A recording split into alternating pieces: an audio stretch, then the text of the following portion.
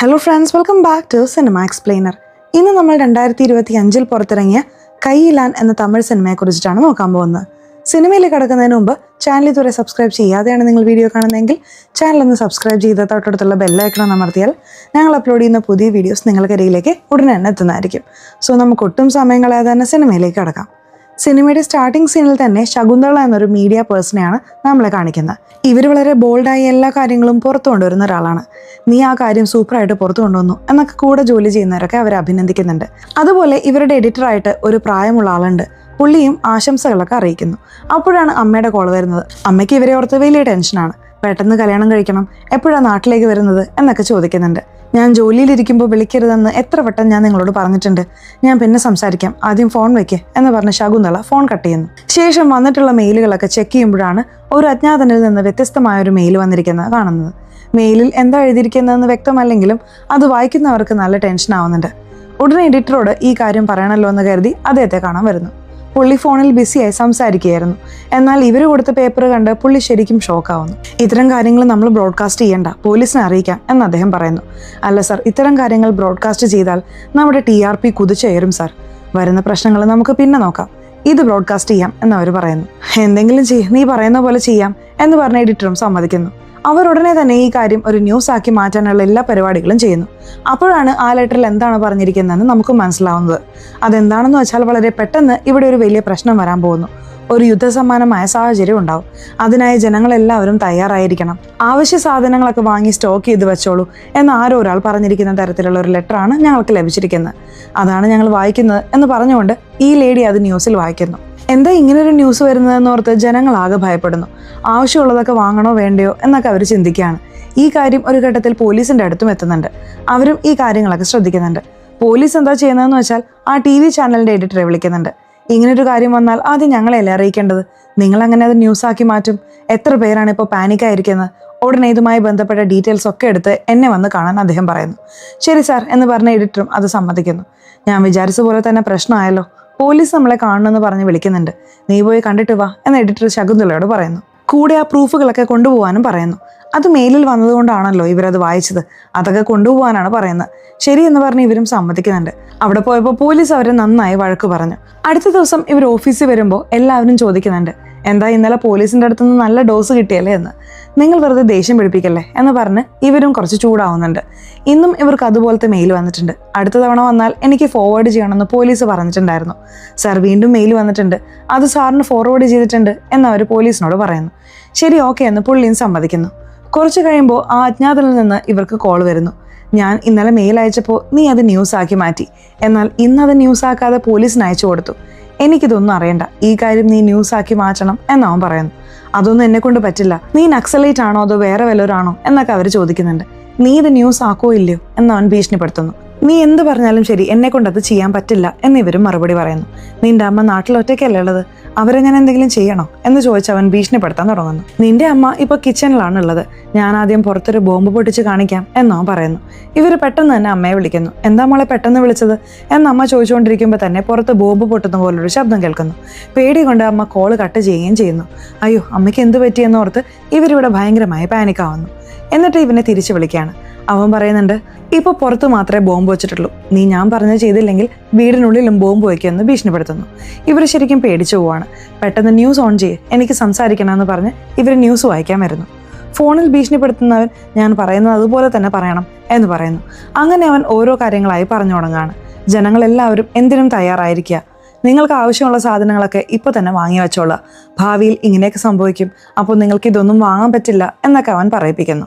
ഈ ബുദ്ധിമുട്ടുകളൊക്കെ കുറച്ച് നാളത്തേക്ക് മാത്രമേ ഉള്ളൂ, കാരണം ഒരു വലിയ മാറ്റത്തിന് വേണ്ടിയിട്ടാണ് ഞാനിതൊക്കെ ചെയ്യുന്നത് എന്നൊക്കെ അവൻ ഇവരെ കൊണ്ട് പറയിപ്പിക്കുന്നു. ഇപ്പോൾ ഈ ന്യൂസ് കാണുന്ന ജനങ്ങളൊക്കെ ശരിക്കും പേടിക്കാൻ തുടങ്ങുന്നു. നീ എന്തിനാ ഇങ്ങനെ പറഞ്ഞതെന്ന് ചോദിച്ചാൽ ഇവരുടെ മേലും എല്ലാവർക്കും ദേഷ്യമുണ്ട്. ഇവരുടനെ തന്നെ അമ്മയാണ് വിളിക്കുന്നത്. അമ്മയ്ക്ക് കുഴപ്പമൊന്നുമില്ലെന്ന് അറിഞ്ഞതിന് ശേഷമാണ് ഇവർക്കൊരാശ്വാസം ലഭിക്കുന്നത്. ഞാൻ സ്വയം പറഞ്ഞതല്ല, അവൻ എന്നെ ഭീഷണിപ്പെടുത്തി പറയിപ്പിച്ചതാണ് എന്ന് ശകുന്തള അവിടെയുള്ള എല്ലാവർക്കും മനസ്സിലാക്കി കൊടുക്കുന്നു. അവൾ ഫീൽ ചെയ്ത് കരയുമ്പോൾ എല്ലാവരും ആശ്വസിപ്പിക്കുന്നുണ്ട്. ഈ സംഭവം കാരണം ജനങ്ങളൊക്കെ ഭയങ്കര പാനിക് ആവാൻ തുടങ്ങുന്നു. എന്താണ് സംഭവിക്കാൻ പോകുന്നത്? വീണ്ടും കൊറോണ ലോക്ക്ഡൌൺ പോലെ എന്തെങ്കിലും വരുമോ എന്നൊക്കെ അവർക്കിടയിൽ ചർച്ചകൾ നടക്കുന്നു.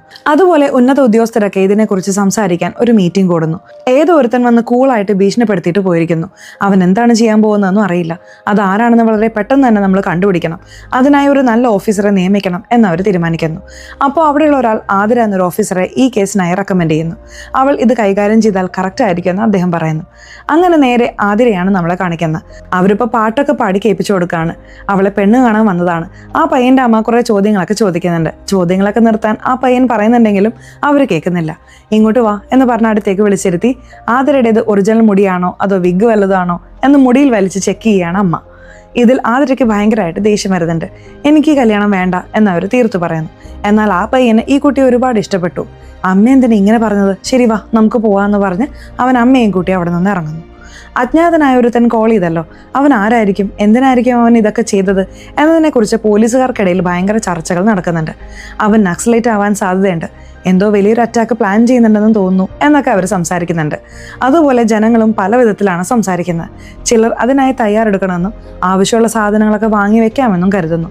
എന്നാൽ വേറെ ചിലർ എന്ത് വന്നാലും നേരിടാം, അങ്ങനെയൊന്നും സംഭവിക്കാൻ പോകുന്നില്ല, ഏതോ ഒരുത്തൻ പബ്ലിസിറ്റിക്ക് വേണ്ടി ചെയ്യുന്നതാണ് ഇതൊക്കെ എന്ന് പറഞ്ഞുകൊണ്ടിരിക്കുന്നു. ഇപ്പോൾ ആതിരയ്ക്ക് വേണ്ടി ഒരു പോലീസ് ടീമിനെ ഫോം ചെയ്യുന്നു. ഈ ടീമിൽ സോഫിയ എന്നൊരു പെൺകുട്ടിയുണ്ട്. ആ സോഫിയയും ടീമിലെ മറ്റൊരു പയ്യനും തമ്മിൽ പ്രണയത്തിലാണ്. രണ്ടുപേരും ആ ടീമിലുണ്ട്. അവൻ ബോംബ് വെച്ച് ഭീഷണിപ്പെടുത്തിയല്ലോ. ആ ബോംബ് ഉണ്ടാക്കിയത് ആരാണെന്ന് കണ്ടുപിടിക്കാൻ ആതിര തന്റെ ടീമിനോട് ആവശ്യപ്പെടുന്നു. പോലീസുകാർ അതനുസരിച്ച് അന്വേഷണം ആരംഭിക്കുന്നുണ്ട്. കോളേജ് പിള്ളേർക്ക് പ്രൊജക്റ്റ് ചെയ്ത് കൊടുക്കുന്ന ഒരാളാണ് ആ ബോംബിനുള്ള സാധനങ്ങളൊക്കെ റെഡിയാക്കി കൊടുത്തതെന്ന് ഇവർക്ക് മനസ്സിലാവുന്നു. അയാളുടെ സ്ഥലത്ത് വെച്ച് തന്നെ പോലീസ് അയാളെ പിടികൂടുന്നു. നീ ആർക്കാണ് ഇത് കൊടുത്തത്? നീ തന്നെയാണ് ഇതൊക്കെ ചെയ്തത് എന്നൊക്കെ അവർ ചോദിക്കുന്നുണ്ട്. അല്ല സർ, പ്രൊജക്റ്റിനായി കുട്ടികൾ വരും, ഞാൻ ചെയ്തു കൊടുക്കും, അല്ലാതെ എനിക്കൊന്നും അറിയില്ല സർ.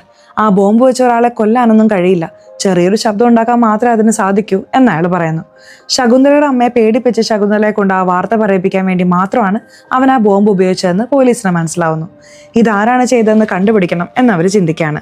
ആതിരയുടെ ടീമിൽ ഒരു പ്രണയിക്കുന്ന കപ്പിൾ ഉണ്ടെന്ന് പറഞ്ഞല്ലോ. അവളുടെ ഡെസ്കിൽ പെരിയാറിന്റെ ഫോട്ടോയുണ്ട്, ദൈവത്തിന്റെ ഫോട്ടോയും ഉണ്ട്. ഇതൊക്കെ വെച്ച് അവളുടെ ബോയ് ഫ്രണ്ട് അവളെ കളിയാക്കുകയാണ്. ബാക്കിയുള്ളവരൊക്കെ വളരെ കാര്യമായിട്ട് ജോലി തന്നെയാണ് ചെയ്യുന്നത്. അതായത് ആ പ്രൊജക്റ്റ് വാങ്ങിപ്പോയത് ആരാണെന്ന് കണ്ടുപിടിക്കാനും അവനിലേക്ക് എത്താനുള്ള എല്ലാ ശ്രമങ്ങളും അവർ ചെയ്തുകൊണ്ടിരിക്കുകയാണ്. അപ്പോഴാണ് ആ അജ്ഞാതൻ പറഞ്ഞ കാര്യങ്ങൾ തുടങ്ങാൻ പോകുന്നത്. ഒരാൾ പെട്രോൾ അടിക്കാൻ വരുന്നു, പണം കൊടുക്കാൻ നോക്കുമ്പോൾ കാർഡ് വർക്ക് ചെയ്യുന്നില്ല എന്ന് പറയുന്നു. എന്താ വർക്ക് ചെയ്യാത്തതെന്ന് നോക്കുമ്പോൾ അക്കൗണ്ടിൽ പണമില്ല എന്നാണ് കാണിക്കുന്നത്. ഇപ്പോൾ എല്ലാവരും കാശില്ല എന്ന് പറയാൻ തുടങ്ങി. അതെങ്ങനെയാ കാശില്ലാതാവുക എന്ന് ചെക്ക് ചെയ്തപ്പോൾ എല്ലാവരുടെയും ബാങ്ക് അക്കൗണ്ടിലെ പണം നഷ്ടപ്പെട്ടിരിക്കുന്നു. അവൻ പറഞ്ഞതുപോലെ തന്നെ ചെയ്തു എന്ന് എല്ലാവരും ആശങ്കപ്പെടാൻ തുടങ്ങുന്നു. പ്രൈവറ്റ് ബാങ്കിൽ മാത്രമല്ല ഗവൺമെന്റ് ബാങ്കിലെ പണവും മൊത്തമായി പോയിരിക്കുന്നു. എങ്ങനെ അവനിത് ചെയ്തു? കുറെ പേര് ചേർന്നിട്ടായിരിക്കണം ഇത് ചെയ്തത് എന്നൊക്കെ ആളുകൾ പരസ്പരം സംസാരിക്കുന്നു. ഇപ്പോൾ വളരെ പാനിക്കായ ഒരു സാഹചര്യമാണല്ലോ. അതുകൊണ്ട് മുഖ്യമന്ത്രി ജനങ്ങളോട് സംസാരിക്കുകയാണ്. ചിലരുടെ കയ്യിൽ ആവശ്യ സാധനങ്ങൾ പോലുമില്ല, അവർക്കൊക്കെ ഇന്ന സ്ഥലങ്ങളിൽ നിന്ന് സാധനങ്ങൾ നൽകും, തൽക്കാലം കുറച്ച് ദിവസത്തേക്ക് അത് വെച്ച് അഡ്ജസ്റ്റ് ചെയ്യുക, ആരും പേടിക്കണ്ട, വളരെ പെട്ടെന്ന് തന്നെ നമ്മൾ ഈ സാഹചര്യം നിയന്ത്രണ വിധേയമാക്കും എന്ന് അദ്ദേഹം പറയുന്നു. ശകുന്തളയും മറ്റു ചില മീഡിയക്കാരും ഈ സംഭവം ഒരു ന്യൂസാക്കി മാറ്റാൻ വേണ്ടി ജനങ്ങളുടെ അഭിപ്രായങ്ങളൊക്കെ ചോദിക്കുകയാണ്. ഒരുപാട് ജനങ്ങൾ ഈ സംഭവത്തിൽ ബാധിക്കപ്പെട്ടിട്ടുണ്ട്. അവൻ എന്തോ നല്ല കാര്യം ചെയ്യാൻ പോകുന്നെന്നാണ് ഞങ്ങളോട് പറഞ്ഞത്. എന്നാൽ ഇപ്പോൾ ഞങ്ങൾക്ക് ശരിക്കും കഷ്ടപ്പാടാണ്. ഇങ്ങനെ എല്ലാവരുടെയും കാശ് ലോക്ക് ചെയ്താൽ ഞങ്ങൾ എന്ത് ചെയ്യുമെന്ന് പറഞ്ഞ് ജനങ്ങളൊക്കെ സങ്കടപ്പെടുന്നു. അവനെ നമ്മൾ വളരെ നിസ്സാരമായിട്ടാണ് കണ്ടത്. നമ്മുടെ സെർവറിനുള്ളിൽ അവൻ എങ്ങനെ കയറിപ്പറ്റി? ഇപ്പോൾ സെർവറിനുള്ളിൽ കയറി എല്ലാം അവൻ എടുത്തുകൊണ്ട് പോയി. എങ്ങനെയാണ് അവനിത് ചെയ്തതെന്ന് കണ്ടുപിടിക്കാൻ പോലും നമുക്ക് കഴിയുന്നില്ല. പെട്ടെന്ന് എന്തെങ്കിലും ചെയ്യണം എന്ന് പറഞ്ഞ് ഉന്നത ഉദ്യോഗസ്ഥരെല്ലാം കൂടി ചർച്ച ചെയ്യുന്നു. ആതിരയും ടെക്നിക്കൽ എക്സ്പേർട്സിന്റെ കൂടെ ഇരുന്ന് ഇതിനെക്കുറിച്ച് ചർച്ച ചെയ്യുന്നു. സെർവർ പ്രൊട്ടക്ട് ചെയ്യാൻ ഒരു ഫയർവാൾ സിസ്റ്റം ഉണ്ടല്ലോ, ആ ജോലി ഒരു പ്രൈവറ്റ് കമ്പനിക്കാണ് കോൺട്രാക്ട് കൊടുത്തിരിക്കുന്നത്. ആ പ്രൈവറ്റ് കമ്പനിക്കാർ തന്നെ ഇത് ഹാക്ക് ചെയ്യാൻ സാധ്യതയുണ്ടോ എന്ന് ചോദിച്ചാൽ അതിനും കഴിയില്ല. കാരണം പാസ്വേഡ് അരമണിക്കൂർ കൂടുമ്പോൾ മാറിക്കൊണ്ടിരിക്കും. ആ പാസ്വേഡ് ക്രാക്ക് ചെയ്യാൻ കുറേ പേര് ഒരുമിച്ച് ശ്രമിച്ചാൽ പോലും നടക്കില്ല. അത്രയ്ക്ക് പാടുള്ളൊരു പ്രോസസ്സാണത്. എന്നിട്ടും ഒരാൾ എങ്ങനെ അത് ഹാക്ക് ചെയ്തു? അവനൊരു വലിയ ടീം തന്നെ ഉണ്ടെന്ന് തോന്നുന്നു. നിങ്ങൾ ആദ്യം ആ കമ്പനിയിൽ പോയി അന്വേഷിക്കാൻ മേലുദ്യോഗസ്ഥൻ ആതിരയോട് പറയുന്നു. ആതിര ഇപ്പോൾ അവിടെ അന്വേഷിക്കാൻ വരികയാണ്. ഫോൺ ഉൾപ്പെടെ ഒന്നും അകത്തേക്ക് കൊണ്ടുപോകാൻ പാടില്ല എന്ന് പറഞ്ഞ് അവരുടെ കയ്യിൽ നിന്നും ഫോണൊക്കെ വാങ്ങി വെക്കുന്നു. അതിനുശേഷമാണ് അവർ അകത്തേക്ക് വിടുന്നത്. അങ്ങനെ പോയ സ്ഥലത്ത് അവളെ പെണ്ണ് കാണാൻ വന്ന ആ പയ്യനുണ്ടായിരുന്നില്ലേ, അവൻ അവിടെയാണ് ജോലി ചെയ്യുന്നത്. അവന്റെ പേര് കിരൺ എന്നാണ്. അവനും ചില കാര്യങ്ങളൊക്കെ പറയാൻ തുടങ്ങുന്നു. ഇതെങ്ങനെ സംഭവിച്ചു എന്ന് ഞങ്ങൾക്ക് പോലും കണ്ടുപിടിക്കാൻ കഴിയുന്നില്ല. സത്യത്തിൽ ഇതൊരു 10-15 പേര് വിചാരിച്ചാൽ ചെയ്യാൻ പറ്റുന്ന കാര്യമല്ല. ആയിരക്കണക്കിന് ആളുകൾ, അതും വെറും 5 മിനിറ്റിനുള്ളിൽ ഒരുമിച്ച് ചെയ്താലേ ഇത് ഹാക്ക് ചെയ്യാൻ കഴിയൂ. അങ്ങനെയാണ് ഏതോ ഒരാൾ ഇത് ചെയ്തിരിക്കുന്നത്. അതുകൊണ്ട് ഒരു വലിയ സെറ്റപ്പ് ഉണ്ടെങ്കിൽ മാത്രമേ ഇത് ചെയ്യാൻ സാധിക്കൂ എന്ന് അവൻ മനസ്സിലാക്കി കൊടുക്കുന്നു. ആവശ്യമുള്ള വിവരങ്ങളൊക്കെ കിട്ടിയപ്പോൾ ആതിര അവനെ ഒന്ന് കളിയാക്കാൻ തീരുമാനിക്കുന്നു. ഇവിടുന്ന് അങ്ങോട്ടേക്കൊന്ന് നടന്നേ എന്ന് അവൾ അവനോട് പറയുന്നു. കാരണം പെണ്ണ് കാണാൻ വന്ന സമയത്ത് അവന്റെ അമ്മ നീ ഒന്ന് നടന്നു കാണിക്കാമോ, പാടി കാണിക്കാമോ എന്നൊക്കെ ചോദിച്ചിരുന്നല്ലോ. ആ ദേഷ്യം വെച്ച് അവൾ അങ്ങനെ ഒന്ന് കളിപ്പിക്കുകയാണ്. ആതിരയെ ഈ കേസിനായി നിയമിച്ച ഓഫീസർ ചോദിക്കുകയാണ്, ആതിര എന്തെങ്കിലും കണ്ടുപിടിച്ചോ എന്ന്. ഇല്ല സർ, എല്ലാ ഭാഗത്തും അന്വേഷണം നടക്കുന്നുണ്ട്, പക്ഷെ ഇതുവരെ ഒന്നും കിട്ടിയിട്ടില്ല എന്ന് അവൾ പറയുന്നു. നമുക്ക് അധികം സമയമില്ല ആതിര, പെട്ടെന്ന് എന്തെങ്കിലും ചെയ്യണം എന്ന് അദ്ദേഹം പറയുന്നു. ശരി സർ, ഞാൻ നോക്കാമെന്ന് അവളും പറയുന്നുണ്ട്. ഇവരുടെ ടീമിലെ സോഫിയയ്ക്ക് ഒരു ഫോൺ കോൾ വരുന്നു. സംസാരിക്കുന്നത് ആ അജ്ഞാതനാണെന്ന് അവൾക്ക് മനസ്സിലാവുന്നു. എന്നോട് സംസാരിക്കുന്ന അവനാണ്, ഈ കോള് ട്രേസ് ചെയ്യ് എന്ന് അവൾ തൻ്റെ ബോയ് ഫ്രണ്ടിനോട് പറയുന്നു. അവൻ്റെ പേര് സഞ്ജയ് എന്നാണ്. അവൻ കോള് ട്രേസ് ചെയ്യാനുള്ള പരിപാടികൾ തുടങ്ങുകയാണ്. സംസാരിക്കുന്നവൻ പറയുന്നത് എനിക്ക് HRD മിനിസ്റ്ററോട് സംസാരിക്കണം എന്നാണ്. HRD മിനിസ്റ്റർ പെട്ടെന്ന് ആ സ്ഥലത്തേക്ക് വരണം, അവരോട് സംസാരിക്കുന്നത് എല്ലാവർക്കും ലൈവായി കാണാൻ പാകത്തിന് നിങ്ങൾ സെറ്റ് ചെയ്യണമെന്ന് അവൻ പറയുന്നു. അവൻ എന്തിനായിരിക്കും HRD മിനിസ്റ്ററോട് സംസാരിക്കണമെന്ന് പറയുന്നത് എന്നെല്ലാവരും ചിന്തിക്കുകയാണ്.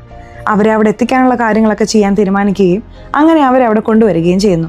അതായത് ഒരു TV ചാനലിൽ ഇന്റർവ്യൂ നൽകുന്നത് പോലെ അവരിയ്ക്കണം എന്നാണ് അവൻ പറഞ്ഞിരിക്കുന്നത്. ശകുന്തളയുടെ ചാനലിലാണ് അവൻ ഈ സെറ്റപ്പ് ഉണ്ടാക്കാൻ പറഞ്ഞിരിക്കുന്നത്.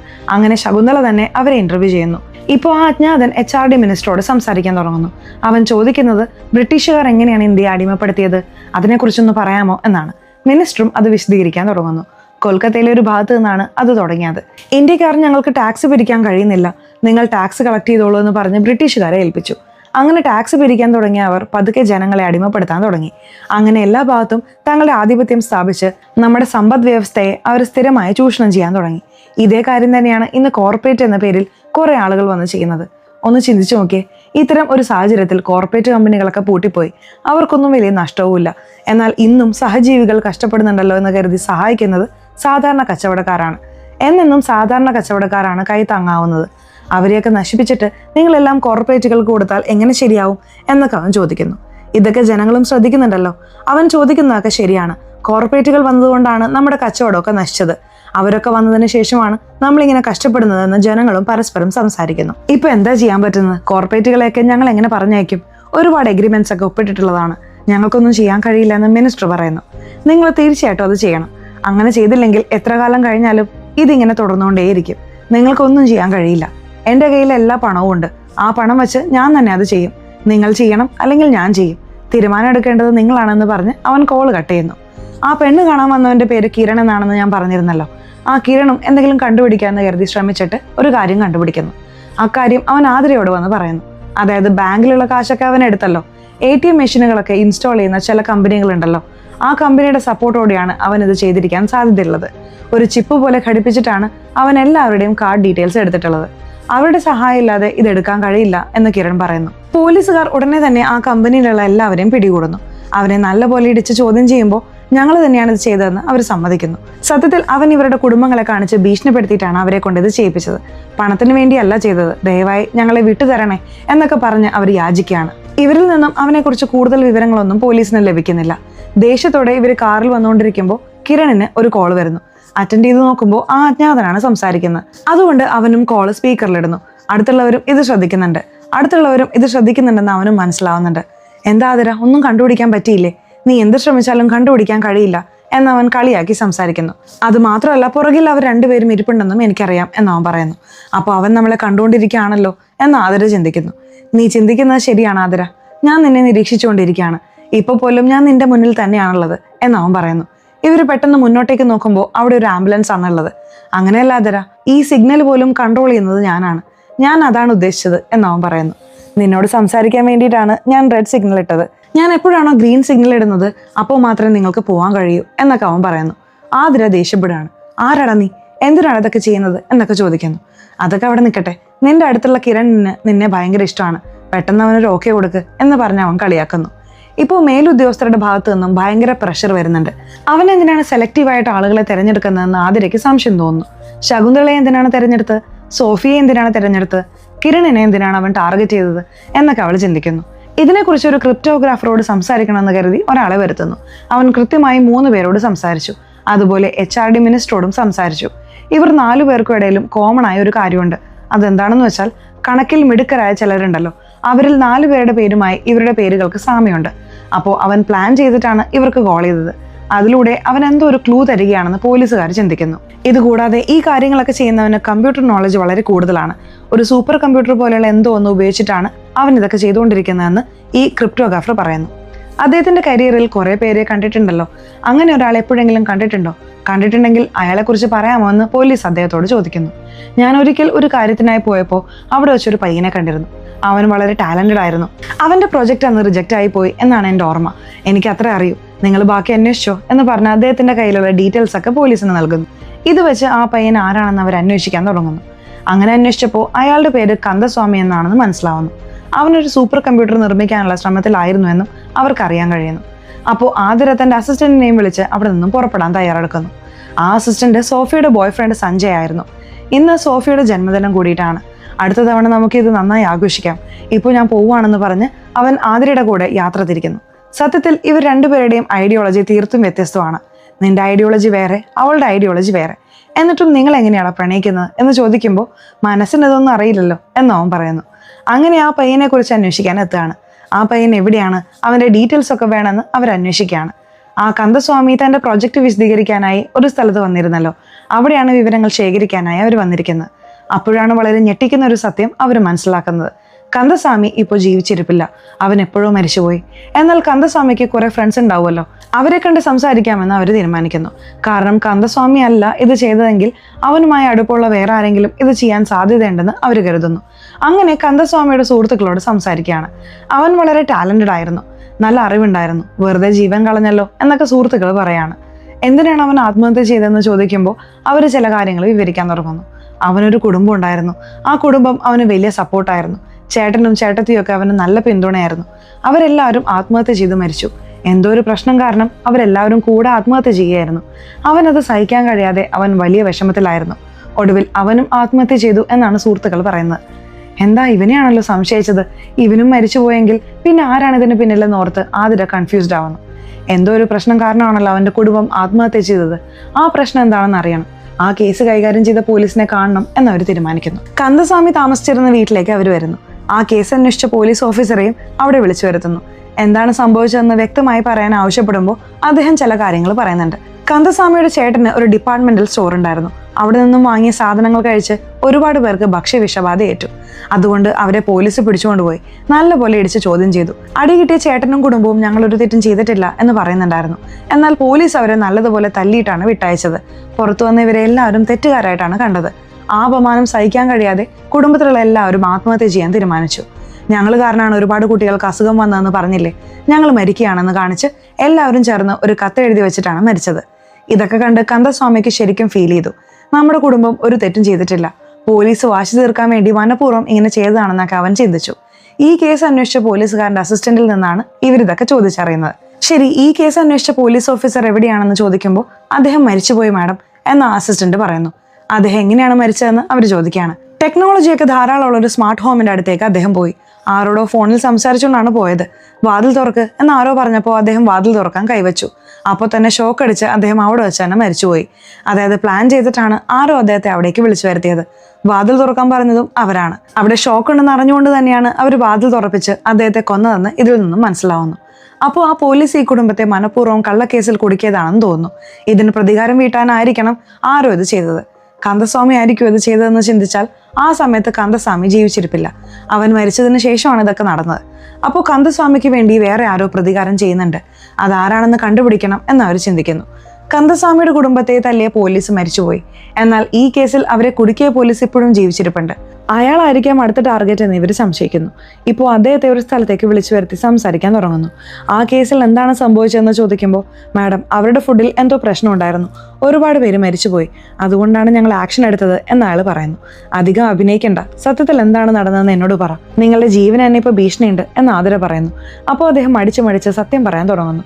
ഇവർ പ്ലാൻ ചെയ്തിട്ട് തന്നെയാണ് ആ കേസ് ഉണ്ടാക്കിയത്. കന്ദസ്വാമിയുടെ ചേട്ടനെ കാണാനും സംസാരിക്കാനും യൂണിയൻ ആളുകളൊക്കെ വരുന്നുണ്ടായിരുന്നു. ഈ കാര്യങ്ങളൊക്കെ കന്ദസ്വാമി ശ്രദ്ധിക്കുന്നുണ്ട്. എന്തിനാണ് ആ യൂണിയൻ ആളുകളൊക്കെ വന്നതെന്ന് അവൻ ചേട്ടനോട് ചോദിക്കുന്നു. അത് നമ്മുടെ ഡിപ്പാർട്ട്മെന്റൽ സ്റ്റോറിന്റെ അവസ്ഥ വളരെ മോശമായി കൊണ്ടിരിക്കുകയാണടാ. ഇപ്പോൾ വലിയ വലിയ കോർപ്പറേറ്റ് സ്റ്റോറുകൾ വന്നല്ലോ, അതുകൊണ്ട് നമ്മുടെ ബിസിനസ്സൊക്കെ തകർന്നു. അതിനെ എങ്ങനെ കരകയറ്റാം എന്നതിനെ കുറിച്ചിട്ടായിരുന്നു ചർച്ച നടന്നതെന്ന് ചേട്ടൻ അവനോട് പറയുന്നു. ഇതിനൊരു പരിഹാരം കന്ദസ്വാമി കണ്ടുപിടിക്കുന്നു. കോർപ്പറേറ്റുകൾ സാധനം ബൾക്കായി വാങ്ങുന്നതുകൊണ്ട് അവർക്ക് കുറഞ്ഞ വിലയ്ക്ക് കിട്ടും. എന്നാൽ ഇവരെല്ലാവരും ഓരോ ചെറിയ കടകൾ വെച്ചിരിക്കുന്നതുകൊണ്ട് അവർക്ക് സാധനങ്ങൾ ഉയർന്ന വിലയ്ക്ക് വാങ്ങാൻ കഴിയും. അതുകൊണ്ട് അവൻ എന്ത് ചെയ്യുന്നു എന്ന് വെച്ചാൽ ഒരു 100 കടകളെ ചേർത്ത് ഒരൊറ്റ കട എന്നൊരു സിസ്റ്റം കൊണ്ടുവന്നു. ഇതിലൂടെ അവരെല്ലാവരും ഒന്നായി സാധനങ്ങൾ ബൾക്കായി വാങ്ങുകയും അവർക്കിടയിൽ അത് വിൽക്കുകയും ചെയ്തു. അതുവഴി ഇവർക്കും നല്ല ലാഭത്തിൽ കച്ചവടം ചെയ്യാൻ സാധിച്ചു. കോർപ്പറേറ്റുകൾക്കെതിരെ മത്സരിക്കാൻ അവർക്ക് കഴിഞ്ഞു. അങ്ങനെ അനിയൻ ഒരു കിടിലൻ ഐഡിയ ചേട്ടന് പറഞ്ഞു കൊടുത്തു. അതുകൊണ്ട് ആ പ്രദേശത്തുള്ള കോർപ്പറേറ്റ് കടകൾക്ക് വലിയ നഷ്ടം വരാൻ തുടങ്ങി. നിങ്ങളുടെ ഏരിയയിൽ മാത്രം എങ്ങനെയാണ് ഈ നഷ്ടം വരുന്നതെന്ന് അവരുടെ മേലുദ്യോഗസ്ഥൻ ദേഷ്യപ്പെടുന്നു. സർ, കന്ദസ്വാമി എന്ന് പറയുന്ന ഒരുത്തൻ ഇങ്ങനെ ഒരു ഐഡിയ കൊണ്ടുവന്നിട്ടുണ്ട്. അതുകൊണ്ടാണ് ഇവിടെ സെയിൽസ് കുറഞ്ഞതെന്ന് അവർ പറയുന്നു. അതുകൊണ്ട് ആ കന്ദസ്വാമിയുടെ കുടുംബത്തെ എന്തെങ്കിലും ചെയ്യണം എന്ന ഉദ്ദേശത്തോടെയാണ് ഈ കള്ളക്കേസിൽ കുടുക്കിയത്. അതായത് ഇവന്റെ കടയിൽ കേടായ സാധനങ്ങൾ വിൽക്കുന്നുണ്ടെന്ന് പറഞ്ഞ് കള്ളക്കേസുണ്ടാക്കി അവർ ആ കുടുംബത്തെ മുഴുവൻ ഇല്ലാതാക്കി. ഇതെല്ലാം ഇപ്പോൾ ആതിരയ്ക്ക് മനസ്സിലായി. മേലുദ്യോഗസ്ഥനോട് അവൾ ഈ കാര്യങ്ങളൊക്കെ പറയുന്നു. കന്ദസ്വാമിയുടെ സുഹൃത്തുക്കളിൽ ആരാണ് ഇതിന് പിന്നിലെന്ന് എങ്ങനെയെങ്കിലും പെട്ടെന്ന് കണ്ടുപിടിക്കാതിര, നമുക്കത് പെട്ടെന്ന് തന്നെ തടയണം എന്ന് അദ്ദേഹം പറയുന്നു. ശരി സാർ, ഞാൻ നോക്കാം എന്ന് അവളും സമ്മതിക്കുന്നു. കന്ദസ്വാമി മരിച്ചുപോയല്ലോ, ആത്മഹത്യ ചെയ്താണ് അവൻ മരിച്ചത്. എന്നാൽ അവൻ ജീവിച്ചിരുന്ന സമയത്ത് ഒരു പെൺകുട്ടിയെ വളരെ ആത്മാർത്ഥമായി പ്രണയിച്ചിരുന്നു. അവർ തമ്മിലുള്ള വിവാഹ നിശ്ചയം വരെ കഴിഞ്ഞിരുന്നു. ആ കുട്ടിയോട് സംസാരിച്ചാൽ എന്തെങ്കിലും വിവരം കിട്ടുമെന്ന് കരുതി ആതിര അവളെ കാണാൻ വരുന്നു. ആ പെൺകുട്ടി പറയുന്നത് വീട്ടുകാർ മരിച്ചതിൽ കന്ദസ്വാമി വലിയ വിഷമത്തിലായിരുന്നു. അവൻ എന്നോടാണ് സങ്കടങ്ങളൊക്കെ ഷെയർ ചെയ്തിരുന്നത്. അതുപോലെ അവൻ്റെ പ്രൊഫസറോടും അവൻ കാര്യങ്ങൾ പറഞ്ഞിരുന്നു. ആ പ്രൊഫസറിൽ നിന്നാണ് അവൻ ഒരുപാട് കാര്യങ്ങൾ പഠിച്ചതെന്നൊക്കെ അവൾ പറയുന്നുണ്ട്. അപ്പോൾ അവൻ പ്രൊഫസറിൽ നിന്നാണ് ഇതെല്ലാം പഠിച്ചതെങ്കിൽ ഒരു പക്ഷേ ആ പ്രൊഫസർ ആയിരിക്കില്ല ഇതൊക്കെ ചെയ്തതെന്ന് അവർക്ക് സംശയം തോന്നുന്നു. ആ പ്രൊഫസറെ സംശയിക്കാൻ മറ്റൊരു കാരണം കൂടിയുണ്ട്. കാരണം കന്ദസ്വാമി മരിക്കുന്നതിന് മുമ്പ് ആ പ്രൊഫസറെയാണ് ഫോണിൽ വിളിച്ചത്. എന്നെക്കൊണ്ട് വയ്യ പ്രൊഫസർ, ഞാൻ പോവുകയാണെന്നൊക്കെ അവൻ പറഞ്ഞിരുന്നു. എന്തിനാണ് ഇങ്ങനെ സംസാരിക്കുന്നത്, തെറ്റായ തീരുമാനമൊന്നും എടുക്കരുത് എന്ന് പ്രൊഫസറും പറഞ്ഞിരുന്നു. അത് കേൾക്കാതെ കന്ദസ്വാമി ആത്മഹത്യ ചെയ്തു. അതുകൊണ്ട് അവൻ മരിച്ചതിന്റെ സങ്കടത്തിൽ അവനു വേണ്ടി ആ പ്രൊഫസർ തന്നെയായിരിക്കും ഇതൊക്കെ ചെയ്തതെന്ന് പോലീസ് ചിന്തിക്കുന്നു. ആ പ്രൊഫസറെ കുറിച്ചുള്ള വിവരങ്ങളൊക്കെ ആ പെൺകുട്ടിയിൽ നിന്നും ശേഖരിക്കുന്നു. ആ പ്രൊഫസറുടെ പേര് കാരി എന്നാണ്. സത്യത്തിൽ അവരോട് ഫോണിൽ സംസാരിക്കുന്നവനും തന്റെ പേര് കാരി എന്നാണ് പറഞ്ഞിട്ടുണ്ടായിരുന്നത്. തീർച്ചയായിട്ടും ഇത് പ്രൊഫസർ തന്നെയാണെന്ന് ഉറപ്പിച്ച് അവർ പെട്ടെന്ന് തന്നെ അങ്ങോട്ടേക്ക് പുറപ്പെടുന്നു. ഇപ്പോൾ ഉന്നത ഉദ്യോഗസ്ഥരൊക്കെ അവൻ പറയുന്നത് നമ്മൾ ചെയ്തേ തീരുമെന്ന് തീരുമാനിക്കുകയാണ്. ഇങ്ങനെ കുറച്ച് ദിവസം കൂടി പോയാൽ വലിയ കലാപങ്ങൾ തന്നെ ഇവിടെ നടക്കും. അത് തടയാനായി അവൻ പറഞ്ഞ കാര്യങ്ങൾ നമുക്ക് നടപ്പിലാക്കാം എന്നവർ ചിന്തിക്കുന്നു. അതായത് കോർപ്പറേറ്റുകളെ മുഴുവൻ ഇവിടെ നിന്നും പറഞ്ഞയക്കാം എന്നവൻ തീരുമാനിക്കുന്നു. ഈ സമയം ആതിര പ്രൊഫസറുടെ വീടിനടുത്ത് എത്തിക്കഴിഞ്ഞു. എന്തെങ്കിലും ചെയ്യാൻ കഴിഞ്ഞു ആതിര? കാരണം ഗവൺമെന്റ് ആ തീരുമാനം നടപ്പിലാക്കാൻ ഒരുങ്ങുകയാണ്. നീ പെട്ടെന്ന് എന്തെങ്കിലും ചെയ്യ് എന്ന് മേലുദ്യോഗസ്ഥൻ പറയുന്നു. സാർ, ഞാൻ എത്തിക്കഴിഞ്ഞു, ഉടനെ അപ്ഡേറ്റ് ചെയ്യാമെന്ന് പറഞ്ഞ് അവൾ ഫോൺ വെക്കുന്നു. പ്രൊഫസറെ കാണാൻ വരുമ്പോൾ അവിടെ പ്രൊഫസറുടെ ഭാര്യയാണുള്ളത്. അവരോടൊപ്പം ഇരുന്ന് കാര്യങ്ങൾ ചോദിക്കാൻ തുടങ്ങുന്നു. പ്രൊഫസർ എവിടെ? അദ്ദേഹത്തെ ഒന്ന് കാണണമെന്ന് ചോദിക്കുമ്പോൾ അദ്ദേഹത്തെ കാണാൻ കഴിയില്ല മോളെ, കാണാൻ കഴിയാത്ത ലോകത്തേക്ക് അദ്ദേഹം പോയി കഴിഞ്ഞു എന്ന് അവർ പറയുന്നു. പ്രൊഫസർ മരിച്ചിട്ട് ചില ആഴ്ചകൾ കടന്നിരിക്കുന്നു. അപ്പോൾ പിന്നെ ഇതൊക്കെ ചെയ്യുന്നത് ആരായിരിക്കും എന്നോർത്ത് അവർ വീണ്ടും കൺഫ്യൂസ്ഡ് ആവുന്നു. ഞങ്ങൾ പ്രൊഫസറുടെ മുറി ഒന്ന് കണ്ടോട്ടെ എന്ന് ചോദിച്ച് അവർ കൂടെയുള്ള പോലീസുകാരോടൊപ്പം അവിടെയൊക്കെ പരിശോധിക്കുന്നു. പ്രൊഫസർക്ക് പസിലുകൾ ഭയങ്കര ഇഷ്ടമാണ്. ഭിത്തിയിലൊക്കെ അദ്ദേഹം കുറെ പസിലുകൾ വരച്ചു വെച്ചിട്ടുണ്ട്. പ്രൊഫസറുടെ ഭാര്യയെ നോക്കാൻ അവിടെ ഒരു നേഴ്സ് ഉണ്ട്. അവരോട് ഈ പസിലിനെ കുറിച്ച് ചോദിക്കുമ്പോൾ എനിക്കിതിനെക്കുറിച്ചൊന്നും വലിയ അറിവില്ല, അദ്ദേഹത്തിൻ്റെ അടുത്ത് പഠിക്കാൻ കുറേ ചെറിയ കുട്ടികൾ വരാറുണ്ടായിരുന്നു, അവർക്ക് ചിലപ്പോൾ അറിയാമായിരിക്കും എന്നാണ് നേഴ്സ് പറയുന്നു. അവരെയൊക്കെ ഇങ്ങോട്ടേക്ക് വിളിക്ക് എന്ന് ആതിര പറയാണ്. കുറച്ച് സമയത്തിനുള്ളിൽ കുറേ കുട്ടികൾ അവിടേക്ക് വരുന്നു. അദ്ദേഹം കുട്ടികളെ കൊണ്ട് എപ്പോഴും പസിൽസ് സോൾവ് ചെയ്യിപ്പിക്കാറുണ്ടായിരുന്നു. അദ്ദേഹം ഈ ഭിത്തിയിൽ എന്താണ് എഴുതി വെച്ചിരിക്കുന്നതെന്ന് ഒന്ന് ഡീകോഡ് ചെയ്യാമോ എന്ന് ആതിര ചോദിക്കുന്നു. കുട്ടികൾ അത് വളരെ എളുപ്പത്തിൽ ഡീകോഡ് ചെയ്ത് കൊടുക്കുന്നു. അതിലൂടെ ഇപ്പോൾ നടന്നുകൊണ്ടിരിക്കുന്ന കാര്യങ്ങൾക്ക് പിന്നിൽ അദ്ദേഹം തന്നെയാണെന്ന് മനസ്സിലാവുന്നു. എന്നാൽ അദ്ദേഹം മരിച്ചുപോയല്ലോ, അപ്പോൾ അദ്ദേഹത്തിനൊപ്പം വേറെ ആരോ കൂടി ഉണ്ടായിരുന്നു. അവരായിരിക്കണം ഇതൊക്കെ ചെയ്തുകൊണ്ടിരിക്കുന്നതെന്ന് അവർ ചിന്തിക്കാൻ തുടങ്ങുന്നു. നേരത്തെ കിരൺ പറഞ്ഞിരുന്നല്ലോ ഇതൊക്കെ ചെയ്യുന്നത് ഒരു സൂപ്പർ കമ്പ്യൂട്ടർ വെച്ചിട്ടായിരിക്കാനാണ് സാധ്യത എന്ന്. സൂപ്പർ കമ്പ്യൂട്ടറിന് ഒരുപാട് പവർ ആവശ്യമാണ്. അതുകൊണ്ട് വളരെ വലിയൊരു ബിൽഡിങ്ങിൽ വെച്ച് മാത്രമേ അവന് ഇത് ഓപ്പറേറ്റ് ചെയ്യാൻ കഴിയൂ എന്ന് അവൻ പറഞ്ഞിരുന്നു. ഏത് സ്ഥലത്ത് വെച്ചിട്ടാണ് അവൻ ഇത് ഓപ്പറേറ്റ് ചെയ്യുന്നത്, ആരാണിത് ചെയ്യുന്നത് എന്നൊക്കെ അവർ ചിന്തിക്കുകയാണ്. അപ്പോൾ അവർക്ക് ചായയും കാപ്പിയും കൊടുക്കാനായി ആ നേഴ്സ് വരുന്നു. ആ നേഴ്സിന്റെ ബാഡ്ജ് കണ്ട് അവർ ശരിക്കും ഞെട്ടുന്നു. കാരണം ഒരു ഹോസ്പിറ്റലിന്റെ പേരാണ് ആ ബാഡ്ജിലുള്ളത്. അവൻ ഫോണിൽ സംസാരിച്ചപ്പോൾ ഇപ്പോൾ പോലും ഞാൻ നിന്റെ മുന്നിലുണ്ട് എന്ന് പറഞ്ഞിരുന്നല്ലോ. മുന്നോട്ടേക്ക് നോക്കിയപ്പോൾ അവിടെ ഒരു ആംബുലൻസ് ആണ് ഉണ്ടായിരുന്നത്. അവൻ മുന്നിലുണ്ട് എന്ന് പറഞ്ഞിട്ട് പിന്നെയാണ് അത് സിഗ്നൽ ആണെന്ന രീതിയിൽ മാറ്റി പറഞ്ഞത്. എന്നാൽ സത്യത്തിൽ അവൻ അന്ന് പറഞ്ഞത് സത്യമായിരുന്നു. എന്നോട് ഫ്ലോയിൽ സംസാരിക്കുന്നതിനിടയിൽ പെട്ടെന്ന് അവൻ മുന്നിലുണ്ടെന്ന സത്യം അറിയാതെ പറഞ്ഞു പോയതാണ്. എൻ്റെ മുന്നിലെന്ന് ആ ആംബുലൻസ് ആയിരുന്നു. അപ്പോൾ ആ ഹോസ്പിറ്റലിൽ വെച്ചായിരിക്കാം അവൻ ആ സൂപ്പർ കമ്പ്യൂട്ടർ ഓപ്പറേറ്റ് ചെയ്തുകൊണ്ടിരിക്കുന്നതെന്ന് ആതിര ചിന്തിക്കുന്നു. അങ്ങനെ അവർ ആ ഹോസ്പിറ്റലിലേക്ക് വരുന്നു. ഹോസ്പിറ്റലിലെ മേധാവിയോട് സംസാരിക്കുമ്പോൾ ഒരു ഘട്ടത്തിൽ പുള്ളി സമ്മതിക്കുന്നുണ്ട്. അതെ, നിങ്ങൾ പറയുന്നത് ശരിയാണെന്ന്. എന്തിനാണ് നിങ്ങൾ അതിന് പെർമിഷൻ കൊടുത്തതെന്ന് ചോദിച്ച് അവർ ദേഷ്യപ്പെടുന്നു. ഞാൻ എവിടെ പെർമിഷൻ കൊടുത്തു? എൻ്റെ ഫാമിലി മൊത്തം അവൻ്റെ കൺട്രോളിലാണ്, എനിക്കൊന്നും ചെയ്യാൻ കഴിയില്ല എന്ന് അദ്ദേഹം പറയുന്നു. ഇപ്പോൾ അവൻ എവിടെയാണുള്ളതെന്ന് ചോദിക്കുമ്പോൾ പോലും അത് പറയാൻ അദ്ദേഹം ഭയപ്പെടുകയാണ്. ഒരു പ്രശ്നവുമില്ല, ധൈര്യമായി പറയേ എന്നവർ പറയുന്നു. മാഡം ഇതുപോലും അവൻ കണ്ടുകൊണ്ടിരിക്കുകയാണ്, എനിക്ക് പേടിയാവുന്നുണ്ട് എന്ന് അദ്ദേഹം പറയുന്നു. ഞങ്ങൾ ഇത്രയും പേര് ഇവിടെ ഇല്ലേ, ഞങ്ങളെ കടന്ന് അവനൊന്നും ചെയ്യാൻ കഴിയില്ല, നിങ്ങൾ ധൈര്യമായിട്ട് പറഞ്ഞോളൂ എന്ന് ആതിര പറയുന്നു. അങ്ങനെ ആ ഡോക്ടർ ഒരു ബിൽഡിങ്ങിന് നേരെ വിരൽ ചൂണ്ടുന്നു. അവിടെയുള്ള ഒരു ബിൽഡിങ്ങിലാണ് ആ സെറ്റപ്പ് മുഴുവനുള്ളതെന്ന് മനസ്സിലാവുന്നു. ആ സ്ഥലത്തേക്ക് പോകണം, അവൻ ചിലപ്പോൾ അറ്റാക്ക് ചെയ്യാൻ സാധ്യതയുണ്ട്, അതുകൊണ്ട് വളരെ ശ്രദ്ധിച്ചു വേണം പോവാന്ന് പറഞ്ഞ് അവർ പതുക്കെ അങ്ങോട്ടേക്ക് പോവാണ്. അവിടെ ഒരു ലിഫ്റ്റ് പോലെ എന്തോ ഒന്ന് തുറന്നു വരുന്നുണ്ട്. അതിനുശേഷമാണ് അവർ അകത്തേക്ക് കയറാൻ നോക്കുന്നത്. അപ്പോൾ മേലുദ്യോഗസ്ഥന്റെ കോൾ വരുന്നുണ്ട്. ഗവൺമെന്റ് അവൻ പറഞ്ഞ കാര്യങ്ങളൊക്കെ അംഗീകരിച്ച് അത് നടപ്പിലാക്കി കഴിഞ്ഞു. കന്ദസ്വാമിയുടെ കുടുംബത്തെ ഇല്ലാതാക്കിയ ആ പോലീസുകാരനുണ്ടല്ലോ, അദ്ദേഹത്തിന് പ്രൊട്ടക്ഷൻ കൊടുത്ത് പോലീസ് സംരക്ഷിക്കുകയായിരുന്നു. പെട്ടെന്ന് നോക്കുമ്പോൾ അയാളുടെ ഫോൺ പൊട്ടിത്തെറിച്ച് അയാൾ മരിക്കുന്നു. അതെങ്ങനെ അയാൾ പെട്ടെന്ന് മരിച്ചു? അതും അവൻ തന്നെ ചെയ്താണെന്ന് അവർ ചിന്തിക്കുന്നു. ശരി, ഞാൻ അവന്റെ വളരെ അടുത്ത് വരെ എത്തിക്കഴിഞ്ഞു, പെട്ടെന്ന് തന്നെ അവനെ പിടികൂടും എന്ന് ആതിര പറയുന്നു. അങ്ങനെ വേഗത്തിൽ ആ റൂമിലേക്ക് അവർ പ്രവേശിക്കുന്നു. നീ എവിടെയാ, പുറത്തേക്ക് വാ എന്ന് പറഞ്ഞ് അവർ വിളിക്കുന്നുണ്ട്. അവൻ പുറത്തു വരുന്നതേയില്ല, സംസാരിക്കുക മാത്രം ചെയ്യുന്നു. അങ്ങനെ അവസാനം ഞാൻ ഇരിക്കുന്ന സ്ഥലം നീ കണ്ടുപിടിച്ചല്ലോ ആതിര, നിനക്ക് അഭിനന്ദനങ്ങൾ എന്ന് അവൻ പറയുന്നു. ആദ്യം നിന്റെ മുഖം കാണിക്ക് എന്ന് ആതിര പറയാണ്. എനിക്ക് മുഖം എന്ന് പറയുന്ന ഒന്നില്ലല്ലോ എന്ന് അവൻ പറയുന്നു. എന്തായി പറയുന്നതെന്നോർത്ത് അവർ ശരിക്കും ഷോക്കാവുന്നുണ്ട്. അതെ, ഞാനൊരു ആർട്ടിഫിഷ്യൽ ഇന്റലിജൻസ് ആണ് എന്ന് അവൻ പറയുന്നു. സത്യത്തിൽ കന്ദസ്വാമിക്ക് കുറെ സ്വപ്നങ്ങളുണ്ടായിരുന്നു, അതിലൊന്നായിരുന്നു ഇത്. ഈ ഐഡിയയെക്കുറിച്ചൊക്കെ അവൻ പ്രൊഫസറോട് ഷെയർ ചെയ്തിരുന്നു. കുടുംബത്തിലുള്ളവർ മരിച്ചു പോയത് അവന് സഹിക്കാൻ കഴിഞ്ഞില്ല, അതുകൊണ്ട് അവൻ ആത്മഹത്യ ചെയ്യാൻ തീരുമാനിച്ചു. പ്രൊഫസർക്ക് വയസ്സായില്ലേ, ഇനി എന്നെ കൊണ്ട് എന്ത് ചെയ്യാൻ കഴിയും? കന്ദസ്വാമിയുടെ കുടുംബത്തെ ഇല്ലാതാക്കിയവരോട് പകരം വീട്ടണം, ഒപ്പം കന്ദസ്വാമിയുടെ സ്വപ്നവും സാക്ഷാത്കരിക്കണം. അതിനായി സൂപ്പർ കമ്പ്യൂട്ടർ ഉണ്ടാക്കണം, ഒരു AI ആയി ഇത് പ്രവർത്തിക്കുന്ന രീതിയിൽ സെറ്റ് ചെയ്യണം എന്നൊക്കെ പ്ലാൻ ചെയ്തിട്ടാണ് പ്രൊഫസർ ഈ കാര്യങ്ങളൊക്കെ ചെയ്തത്. ഇതെല്ലാം ക്രിയേറ്റ് ചെയ്ത പ്രൊഫസർ ഈ AIക്ക് 2-3 ടാസ്കുകൾ കൊടുത്തിട്ടാണ് മരിച്ചത്. അതെന്താണെന്ന് വെച്ചാൽ കന്ദസ്വാമിയുടെ കുടുംബത്തെ ഇല്ലാതാക്കിയവരോട് പ്രതികാരം ചെയ്യുക എന്ന ടാസ്ക്കാണ് നൽകിയിരുന്നത്. സിസ്റ്റമാറ്റിക് ആയിട്ടാണ് ഈ എല്ലാ കാര്യങ്ങളും ചെയ്തത്. സ്മാർട്ട് ഹോമിലേക്ക് ആ പോലീസുകാരനെ വരുത്തി വാതിൽ തുറപ്പിച്ച് ഷോക്ക് അടുപ്പിച്ച് കൊന്നതും ഇപ്പോൾ ഫോൺ പൊട്ടിത്തെറിച്ച് കൊന്നതും ഒക്കെ കൃത്യമായി പ്ലാൻ ചെയ്തതാണ്. ഇതുകൂടാതെ ആൾക്കാരെയും ഇതിനായി ഉപയോഗിച്ചിട്ടുണ്ട്. എങ്ങനെയാണെന്ന് വെച്ചാൽ ഗുണ്ടകൾക്ക് പണം നൽകി ഓരോ കാര്യങ്ങൾ ചെയ്യാൻ ഏൽപ്പിച്ചു. ഉദാഹരണത്തിന് ആരെങ്കിലും ഒന്ന് ഭീഷണിപ്പെടുത്തണമെങ്കിൽ ആ ഗുണ്ടകളെ വെച്ച് അവരുടെ കുടുംബത്തെ കിഡ്നാപ്പ് ചെയ്യാൻ പറയും. അങ്ങനെ അവരെ പിടിച്ചുകൊണ്ടുപോയി കഴിഞ്ഞാൽ അത് വെച്ച് ഫോണിലൂടെ ഭീഷണിപ്പെടുത്തും. നിന്റെ കുടുംബം ഇപ്പോൾ എൻ്റെ കൺട്രോളിലാണ്, ഞാൻ പറയുന്നത് കേൾക്ക് എന്ന് പറഞ്ഞ് ഭീഷണിപ്പെടുത്തും. ചുരുക്കത്തിൽ തുടക്കം മുതൽ ഒരു AIയോടാണ് പോലീസുകാർ പോരാടിക്കൊണ്ടിരിക്കുന്നതെന്ന് ഇതിൽ നിന്നും മനസ്സിലാവുന്നു. ഇപ്പോൾ ആ AI പറയുന്നത് ഞാൻ എന്നെ തന്നെ നശിപ്പിക്കാൻ പോവുകയാണെന്നാണ്. എന്തിനു വേണ്ടി എന്ന് ആതിര ചോദിക്കുകയാണ്. എൻ്റെ ജോലി കഴിഞ്ഞു, ഇനി ഞാൻ പോയേ തീരൂ. കാരണം ഞാൻ തെറ്റായ ആളുകളുടെ കയ്യിലെത്തിയാൽ അത് വലിയ പ്രശ്നങ്ങൾക്ക് കാരണമാവും. എന്നെ ക്രിയേറ്റ് ചെയ്ത പ്രൊഫസർ ഈ 2 ടാസ്കുകൾ തീർക്കണമെന്നും അതിനുശേഷം നിന്നെ നീ തന്നെ ഇല്ലാതാക്കണം എന്നുമാണ് പറഞ്ഞിരുന്നത്. ആ 2 ടാസ്കുകളും ഞാൻ വളരെ നന്നായി ചെയ്തു. ഇനി ഞാൻ ഇല്ലാതാകുന്നതാണ് ശരി എന്ന് പറഞ്ഞുകൊണ്ട് ആ AI സ്വയം നശിക്കുന്നു. ഇതോടെ ഈ സിനിമയുടെ കഥ ഇവിടെ അവസാനിക്കുന്നു. സോ സിനിമ എങ്ങനെയുണ്ടായിരുന്നു? ഇഷ്ടപ്പെട്ടോ? സിനിമയെക്കുറിച്ചിട്ടുള്ള നിങ്ങളുടെ അഭിപ്രായങ്ങൾ തീർച്ചയായിട്ടും കമന്റ് ബോക്സിൽ രേഖപ്പെടുത്തണേ. അതുപോലെ ചാനൽ ഇതുവരെ സബ്സ്ക്രൈബ് ചെയ്തിട്ടില്ലെങ്കിൽ ചാനൽ ഒന്ന് സബ്സ്ക്രൈബ് ചെയ്ത് ഈ വീഡിയോ ഇഷ്ടപ്പെട്ടാൽ തീർച്ചയായിട്ടും ഒരു ലൈക്ക് കൂടി തരാൻ മറക്കല്ലേ. സോ ഇനി അടുത്തൊരു വീഡിയോയിൽ കാണുന്നവരെ ബൈ.